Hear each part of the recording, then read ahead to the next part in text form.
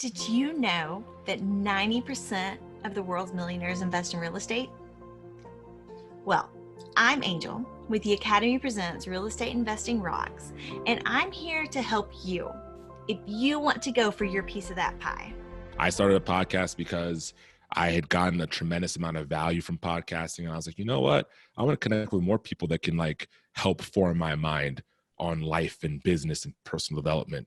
Well, these days you got to kind of have something of value, right, to offer people in order to get into those rooms where you're having those conversations. So why not start a podcast? It's an indirect way of educating myself and then ultimately paying it forward to whomever else wants to come along. Yeah. So that's the way I think about content and quality behind it. One of my difficulties too is I can invite people on who are knowledgeable about something and get people talking for a long time. I mean, we're like an hour and 30 minutes into this deal. So that's it's been 5 minutes. Yeah. It's one of my skills. And so I can do that, but then there's this inner fear in me. I'm like, I want to be on other people's podcasts, but what in the world am I going to add? And so I think there's that weird imposter syndrome that comes in, and you're like, well, sure, I can do it on my own because I have all these knowledgeable people coming on. But at the end of the day, what do I have to offer someone else? Yeah, I mean, honestly, sometimes what you have to offer is you just sharing your experience, because there's only one Angel Williams out there. I mean, if I'm being completely honest, I probably had a little bit of that coming on this show. You know, for those of you that are listening, they're probably wondering who the hell this guy is. I do a lot of things. I'm an investor from a passive standpoint, multifamily, and I run and own a small podcasting company. But I was like, crap, man, I'm not a Yona Weiss. I'm not a Dan Hanford. I'm not a John Kasman. And I know that's a lot of your audience. So, I would be lying if I told you that wasn't running through my head. But then I had to have my good Angel come on, right? And it was like, no, Karl, because you own this podcasting service and because you help many investors with their shows and you have the ability to hear their information and all these, and you've invested yourself, you have something to offer, and you're the one and only Karl Sona that can say it the way that nobody else can. So that is novel content that nobody else can disseminate into the market or the audience, right? That I'm uniquely positioned to give. So it's kind of, I don't know, a reverse way of coaching yourself and pumping yourself up to say you are deserving of being here. But that's what I want to help people understand. For anybody that feels the imposter syndrome, because it's real. It's real. I mean, nobody wants to be a phony, and we're all hypercritical of ourselves, but I guarantee you nobody is as critical of us as we are in ourselves. So that's why I share some of these words to hopefully help people deconstruct what may be going on in their heads if they're feeling this way. Well, I'll tell you a story that John Kasman actually shared with me. So it's funny that you bring people up, because maybe I wouldn't necessarily consider Yona to be a friend of mine, but the other guys you mentioned, I consider to be friends. And so, I was really down because I felt like I didn't have a very big audience. And so I'm talking to John Kasman, and he said, you know what? Am I going to be able to see their names? Because so what if it's not many people? Let me personalize it to the people that are there. And I was just like, oh, and it rolled me back to that very, very first summit that I did. And I was so hung up on the numbers. And Peely told me, she said, Angel, it's a success because you've done it. Not because you've got massive numbers, but because you did it. You put it together and you've done it. Yeah. And it's seeing success metrics from a different angle. I mean, I always think of it, for people that are getting so caught up on, number of subscribers, number of downloads, etc. And it's easy to do that because we're in this space now of, YouTube channels that literally have millions of views and podcasts that have hundreds of thousands of downloads. But if you can think of it on more of an intimate level, and this is why I love podcasting, because what we're doing right now is very intimate. We're just having a conversation, right? It's just me and you and whoever else is listening to this on Facebook Live and whoever it's going to go after. But thinking of it as more of an intimate thing, imagine opening the doors to your home, right? And I don't have a very big home. I live in a 1,400 square foot, 2-bed, 2-bath condo, just me and my girl. Imagine opening the doors to your home and even 15 people that I don't know saying, oh, like, I heard there's an awesome event going on here. We heard the music is dope. We want to come in and just like see what you're all about. Right. And like them coming into your home and them actively like trading their time and their attention to be a part of whatever little gathering you have in your home. Like, would you not be touched? I'd like to think that you'd be touched. I would certainly be touched. Right. And so that on a bigger scale is what this whole podcasting thing is. Like, even if you just have 5-10 people coming in initially, that's still 5 to 10 people that you didn't really have any relationship with prior to that are saying, yo, like, I want to trade my time and some of my attention to be a part of this room. And so I find that when I can think of it that way, even when I was getting going, you know, I was certainly getting so caught up, and I still do sometimes, but when I manage to think of it that way, it makes all the difference. And now I'm more present about just being super in the moment with those people that chose to come into my home. That's huge. Wow, that's awesome. Yeah. Yeah. So I'll be honest, I don't even have our login information to see how many subscribers we have or to see how many downloads we have, because I know I'll get caught up in the numbers. And I don't ever want to forget how fun this is. Because this every is good fun. Podcaster. Yeah, this is so fun. This is so fun. This is so fun.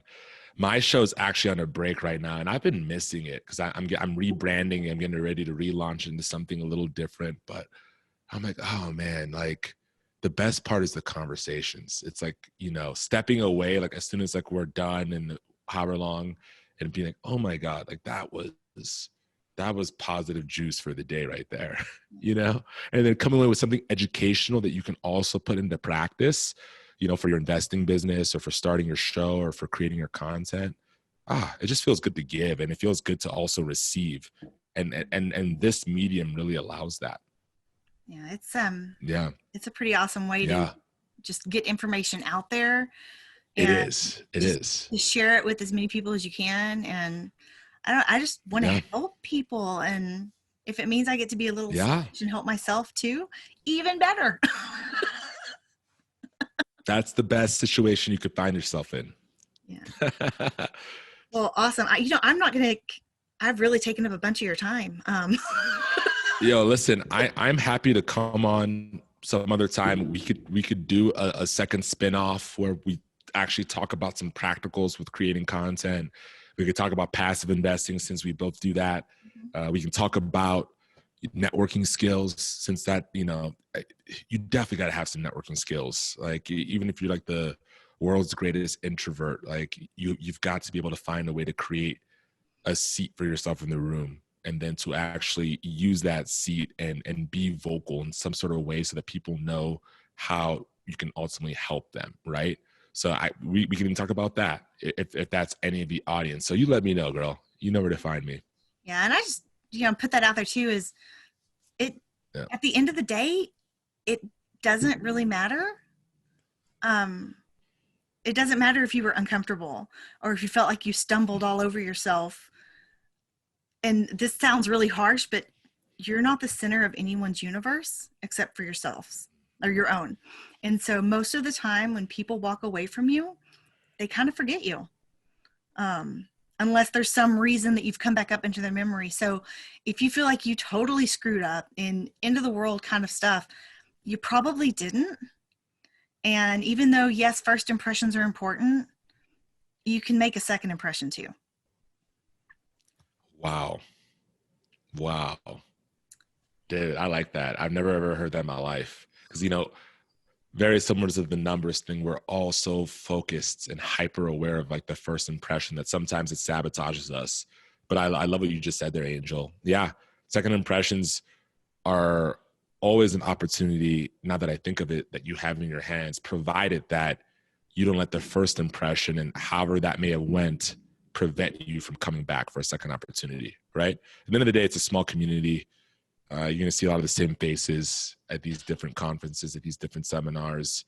And there's really nothing, you know, getting in the way of you being able to show up time and time again, but you. So I think if you come, your heart's in the right place, you ultimately come to learn and to try to get some value and to get better.